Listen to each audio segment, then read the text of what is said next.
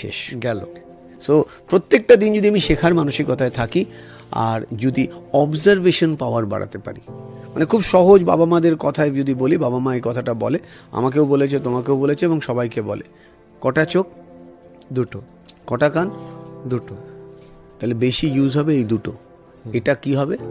কম use হবে। Because তুমি যদি বেশি কথা বলো তাহলে লোকের জিনিস শুনতে পারবে না। আমার বাবা আগেও বলতো, এখনও বলে, যে যখনই কোনো জ্ঞানীগুণী মানুষ দেখবি, বলবি কম, শুনবি বেশি। তোকে বলতে দিলেও তুই বলবি না না আপনারা বলুন, বিকজ তুই শুনলে সেটা তোর ভেতরে ঢুকবে, তুই বললে তুই ওদেরটা শুনতে পারবি না।